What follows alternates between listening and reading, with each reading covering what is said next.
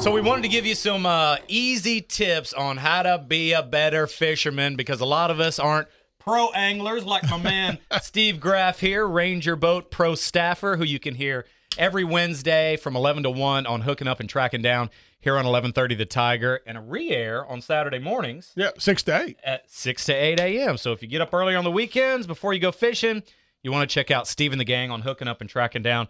So today, for someone like me who, I put a hook on or a worm on a hook, right, and I go brim fishing, and that's how I do it. But I want to talk about different types of line, because you've had this question from guys who are more casual fishermen. Yeah, Chris, one of the most debated things, not debated, but unknown things are there's so many different types of line available. And how do you know what's best for the type of fishing you're doing? Number one, are you a weekend warrior, or are you a tournament guy? Are you a guy that fishes maybe 5 or 6 times a year? This depends on what type of fisherman you are as to what kind of line you really need. Flourocarbon has become the new thing. It's a line that is a cross between braided line or monofilament line. It's in between. It's a little stiffer, a lot more sensitive. A lot of guys are throwing this now, especially on the tour. A lot of the pros this is all they throw is fluorocarbon. And very few applications can you fish where you don't use fluorocarbon. There are a couple. One of them is when you fish topwater.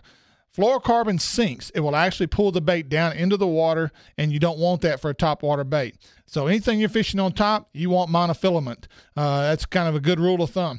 You can throw monofilament with anything. It doesn't matter. If you're looking for a line that suits and fits all applications of fishing, monofilament is definitely the way to go.